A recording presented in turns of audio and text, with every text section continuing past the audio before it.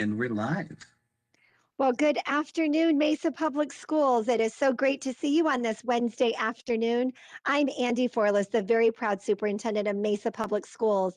And today we are going to be talking about the generosity of our community and our appreciation for their investment in our bond projects. Because many of you are wondering, I wonder what's going on. I drive by and I see some construction. What is happening inside of Mesa Public Schools as we build our schools for the future? So I have an amazing guest with me this afternoon, our Assistant Superintendent for Business Services, Mr. Scott Thompson, who is leading this charge. He has a tremendous team of experts, from directors to boots on the ground to great thinkers and partners within our community to help to shape what these decisions look like. So we're going to talk a little bit about those partnerships, how they work, and how they are showing evidence of that work across our district. So, Mr. Thompson, thank you so much for being here this afternoon. So glad that you're here to lead us through a discussion. As always, I will feed questions as they come into us. We had some questions that came in ahead of time, and I'll pose those to you as well. So we've got about 30 minutes or so to get through this great conversation. And a little different, we are going to be showing you lots and lots and lots of pictures. So it'll be a combination of discussion and then showing you evidence of our work in progress. So I'm going to turn it over to you, Mr. Thompson. Thank you, Dr. Forlis. So I want to take people back to a month before the pandemic.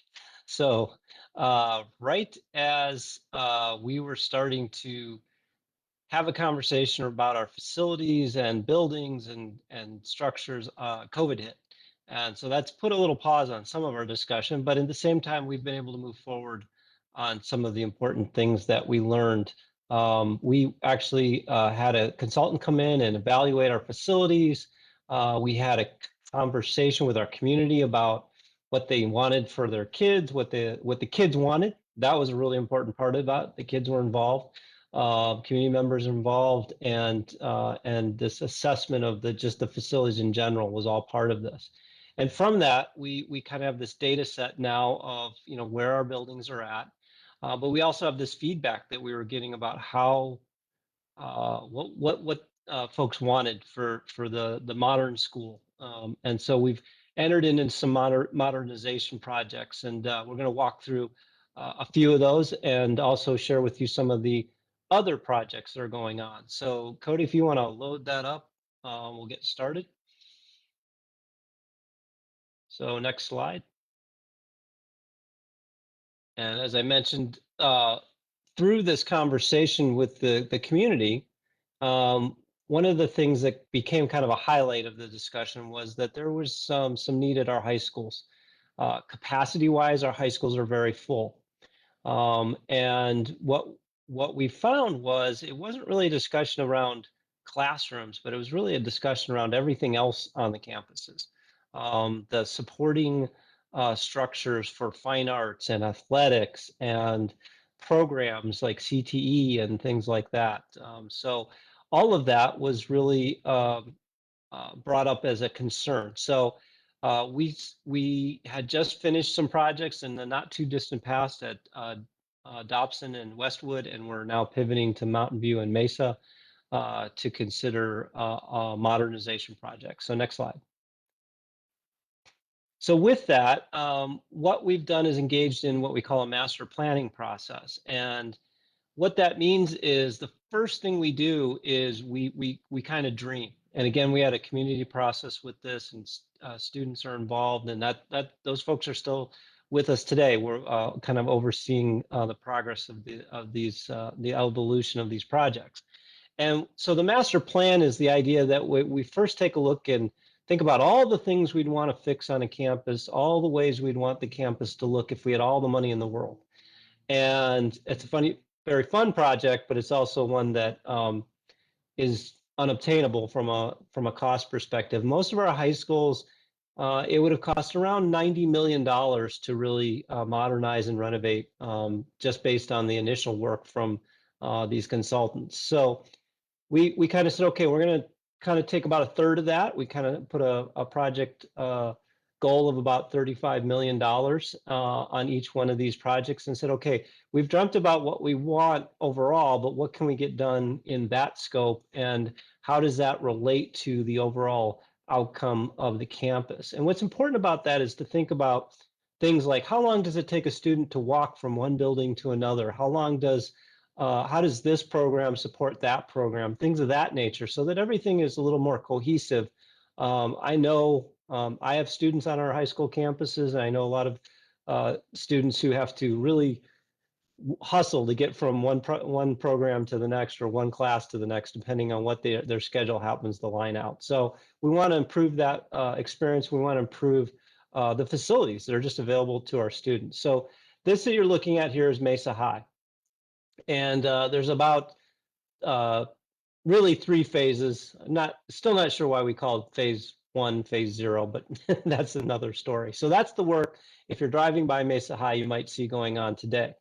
And that's outlined kind of at the top there in the dark purple.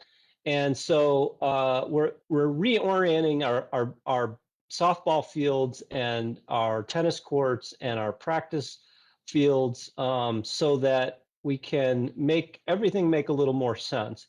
And one of the parts that I'm excited about, and probably a lot of people think I'm crazy, but I also oversee the buses. And we're also going to bring a bus loop in off of Southern at the light, which is great. There happens to be this 4-way stop there already. And that's going to loop around just north of the football field there and then back out. And that's going to give an opportunity for our buses to kind of get out of the mix of all the students and parent drop off that happens in the morning. And if anybody's been to Mesa High in the morning, it's quite chaotic. We're just going to own it. It is what it is. There's a lot of kids coming to campus. They're walking, they're driving, parents are dropping off, a lot going on. So just getting the buses out of that mix is a big win. With that, we also will have a nice location for visiting teams to drop off. We'll have good access to the tennis courts if somebody wants to drive up and park and use those facilities in off hours and things like that. So that work is what's going on at Mesa High today. The next phase that'll be coming up is phase 1, which will be the SciTech building. And that's really addressing the need for additional classrooms, plus the additional, there's some really great, exciting Mesa High programs going on right now. And they've, quite frankly, had to kind of make do with some facilities that were really inadequate for what these programs are all about.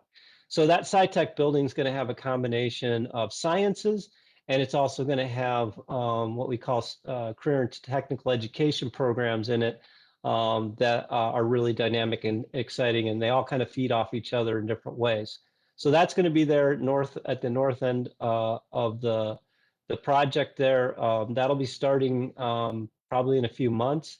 All of this will be safe and secure and fenced off while students are on campus. And then we're going to pivot to a student services building.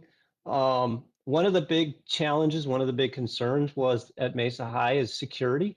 We don't have a way to really secure the campus because the front office is in the middle of the campus, which is kind of a unique feature at Mesa.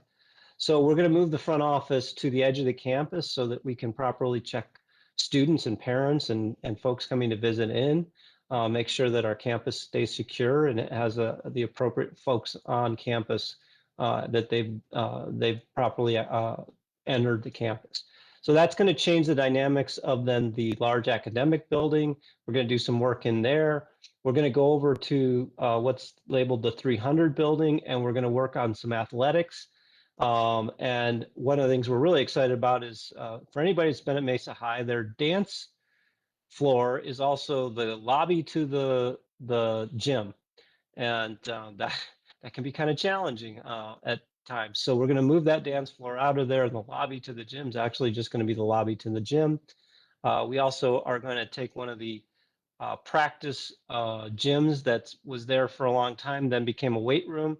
It's going to return to being a practice gym to give some more court space, and we're going to renovate a new space for weights. So a lot of great projects at Mesa High. Really excited about what's going on there, and all of it's going to take a few months, probably into next summer and beyond.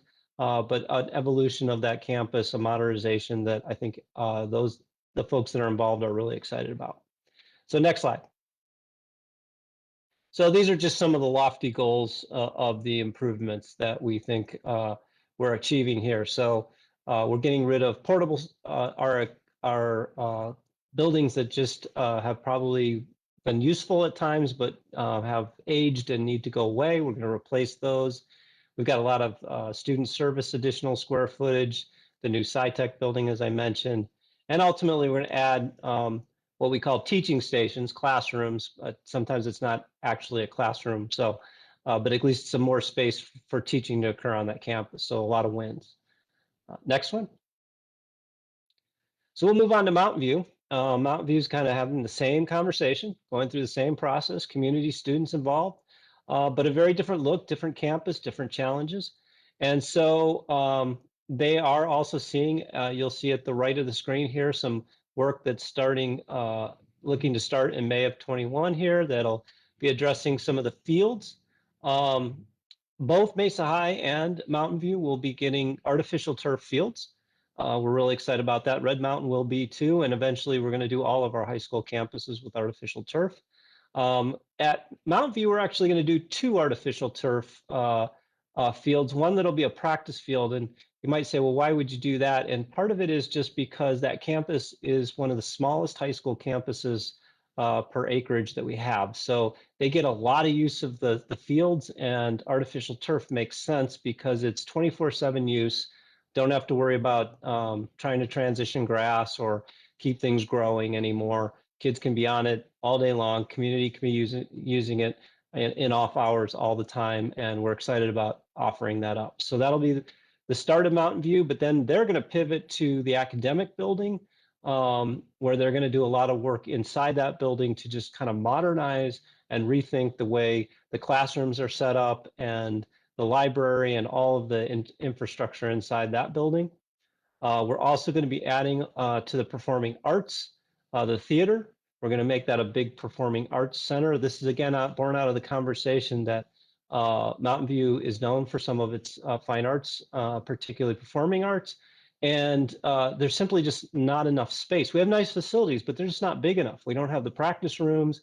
We don't have the stagecraft areas. We just don't have enough of the things that support all of that that goes on in the theater.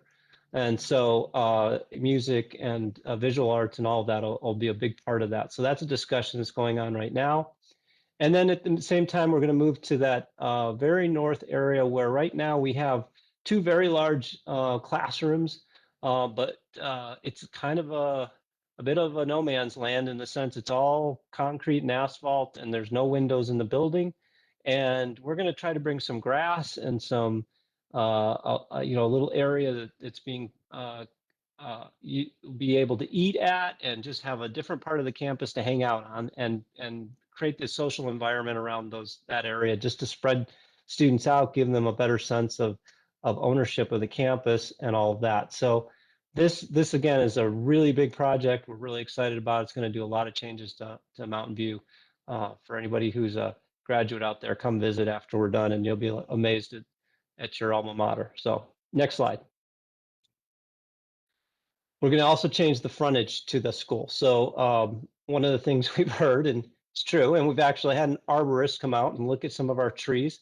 They're beautiful, they're tall, they're also aging, and some of them are kind of at the end of their life. So some of them are going to go away. They're going to get replaced with a different style tree. We're also going to try to be more environmentally friendly, look at xeriscape when we can. That red tree is actually called a pistache tree. So anybody who's into that kind of thing, go look those up. They're very popular in certain parts of Arizona. They're very appropriate for our environment, and they're kind of unique in that they have kind of that red look, which goes with the red and blue of Mountain View's colors. So that's just kind of the front edge of the road and what that'll change up for the look. Next slide. Okay, before we go on, Scott, before we move on to our elementary programs, we have a question from one of our viewers right now talking specific to Mesa High. Will Okay. will the preschool portables be replaced with a freestanding building? The preschool portables at Mesa High. No, there is no change to the preschool areas at Mesa High at this point. Okay, there's our answer. And now we can wanted to make sure that we captured that before we moved on to elementary schools. All right, so Thank you. let's talk about the offices and modernization of our elementaries. So I want to couch this into something I probably should have talked a little bit more with the high schools. One of the things we're trying to do is, and this is changing the way everybody experiences education. How about that? And both the students and the adults and the parents and everybody that's involved. Part of that is the facilities and the furniture and the experience you have when you come on campuses.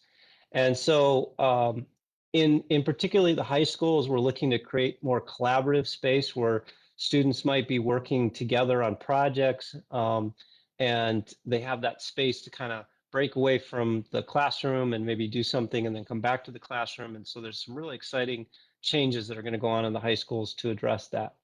At the elementaries, we have kind of that and the idea that we want to continue to address safety and make sure that there's again that proper lobby area where folks can be checked in. There was a day and age when campuses were just open and you could just walk in, and that was okay. That day has no longer with us, and so today we want to make sure that the folks that are on campus are the folks that should be on campus. So, next slide. So this is an example of recent work that we did at Mesa Academy, kind of changing up the front office to really, again, create that lobby area. So you can see that there's a glass frontage to really secure the area that the staff is in, and then to have those doors there that are closed so that during the school day, you have to stop in and really check in, and you just can't walk through the front door and walk into classrooms. And that's just about it's not about trying to keep anybody out. It's just about trying to create a safe environment for our students. I think everybody over the last few days can understand why security is always on our mind, and we're always trying to make that a better situation. So next. This is another example of just kind of changing the front office in a way that we can properly interact with everybody. It's kind of interesting that it also looks very similar to what you see now in the pandemic in COVID land. I don't know if I've been in any building that doesn't have some kind of plexiglass partition between you and the person you're interacting with. So these windows and these front offices are acting very much the same way. They're just permanent. Next slide, please. Same example, Robson Elementary,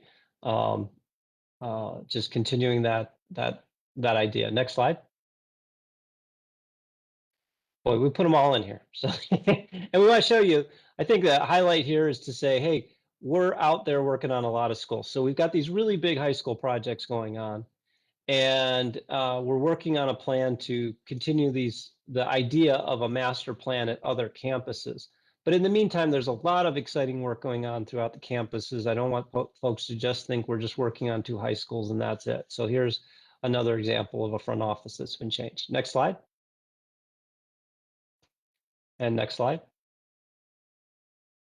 So Lehigh Elementary, this one's warms my heart, Andy. So I wish we had the video here because I think that's the best part. We reimagined Lehigh, not really from a perspective so much of, we did do some front office changes for security and better flow for parents and students, but we really just rethought the library area. And yes, that's a slide inside of a library area. That's just kind of a young, this is a K-6 building, kind of fun for kids to slide into the library and have a little different experience. The other thing is you'll see that the furniture, those are what we call soft surfaces. We found that kids, they don't just want to sit behind a desk in a chair. And I bet a lot of parents are experiencing that as they've had to have their students be remote at certain times. Kids are lying on couches. There's, sitting on the floor. They just like to be in different body positions all the time. And we're trying to adapt some furniture, which seems a little counterintuitive. That does it look a little more playful? Yes, but what's really exciting and what the video highlights is teachers are experiencing that it changes their mindset about how they might approach a particular lesson or a particular way that they might present a lesson, so that you know school's a little more engaging. And I think that's the dream of everyone. That we all know learning's important. We all know that the education is an important part of our lives. But we also all kind of have this experience from our own childhood that sometimes it's kind of boring and kind of frustrating. And we want to change that up. We want education to be exciting. We want it to be relevant. We want kids to want to learn and be excited to be at school. And some of these changes, just in these little environmental changes, are making a big difference in just the way kids think about school and maybe get them excited about their academics. Next slide. So tables that I think they're called koi tables. I guess they're supposed to look like a koi fish. I'm not sure, but I think the point of it is that they're kind of like puzzle pieces, and you can put them together in a lot of different ways. So you can see way in the back there. There's like 5 or 6 of them together, making kind of a pentagon. Then there's a kind of a rectangle there and square, and then one sits alone by itself. So the idea that kids can move furniture around, they can group differently, that it's not about just sitting in a straight line staring at the teacher all day. That there's different ways that kids interact. We know as adults that's how we act when we're doing business, right? When we go to the office or we go to our workplace, we don't typically just sit in a chair and listen to the boss talk to us. So kids need to learn that environment and be experienced in the working together, the collaborating, and enjoying doing project work together. So these environments just make it more engaging for them. Next slide. And I So, think oh, you want to do this one, Scott? well, I think I can, and the important part of this too is the technology, and so um, we're also trying to create spaces inside the schools that support the technology. Kids are collaborating differently using their devices. We're now one-to-one K-12, so that means all the way down to that Lehigh Elementary. You're going to see these devices kind of coming and going to school. If your students are in person, if they're remote, they're going to be using these devices at home. But the important part is to understand that we're trying to create environments that support the use of this technology in a way that is engaging for kids and useful for teachers and staff at the end of the day. And I think what's really important too, Scott, is that COVID has really shown a light on the value of technology, and it's been a lifeline for us to be connected to our students, to their families, to the services that they need. And so, with our bond dollars, we've been able to purchase about 26,000 devices. Also, we've purchased 6,000 Wi-Fi antennas at all of our district campuses, because we know that the devices are only as good as the safe and reliable internet that we are able to provide. And $2 million in televisions for classroom technology use at our elementary schools. And when you hear television, you're probably thinking, are the kids watching TV? No, they're not watching TV.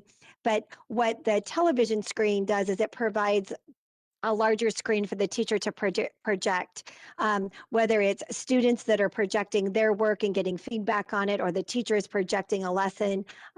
This has been really, really popular and has helped us to create skills in our kids that we know that they're going to need now, whether they're in kindergarten all the way through 12th grade and into the workforce. So again, this has been an amazing opportunity that has been brought to us because of the generosity of our community that voted for our bond. So And is there anything else that you'd like to say about that, Mr. Thompson? yeah, I just like to highlight, Dr. Forlis, the TV sound a little. I wish we could call it something else, but I I know. want to, one of the things that's really Monitors. monitors, yeah, they're replacing projectors. Yes. And I think all of us can probably relate to uh, the movie day in class where the room got dark and your attention span went out the window. And so with projectors, we often have to dim the classroom, and that's not an ideal learning environment, right? If everything's dark, everybody's kind of maybe not paying attention. So the TV, one, allows us to keep the lights on and not have to darken the room, and two, they're actually mobile, and they're on some guardrails that allows the teacher to move the TV from one side of the classroom to the other side of the classroom. That might sound simple, but it's really dynamic for the teachers because they're not the only ones using those monitors. The students have this technology in front of them, and they may be displaying something or working on something as a group. So maybe there's 4 or 5 kids at the left of the classroom using the monitor to project their work while the teacher's working with another group on the other side. So the nature of these lightweight TVs, their price point, I think we all know has come down amazingly over the last few years, and they're cheaper than the projectors at the end of the day. So it may sound extravagant, but it actually makes a lot of senses on a lot of levels, and it actually, in some ways, saves us money. So we're really excited about that simple thing that seems kind of silly, just to have a TV that you can move around a little bit in the classroom, is making a big difference for our teachers and their ability to use the technology and engage the technology in the classroom a little differently. So that's been a fun part of the project. Well, great explanation. I think that helps to paint a picture of what that looks like in a classroom and how it benefits our students and their ability to access the learning experiences. So, boy, this was um, a fast 30 minutes and a lot of great information. One of the things that we really like doing about Facebook Live is that we keep all of these videos in one location. And if anybody ever has a question about our bond dollars or what is an update, this is a great opportunity. We have the opportunity to send this out to help to educate our public. So I thank you very much, Mr. Thompson, for joining today, and thank those of you who are viewing. This is a really important piece of our work, and we are so thankful for our Mesa Public School community. So have a great rest of the afternoon, and we'll see you next week. Bye-bye. Bye, everyone.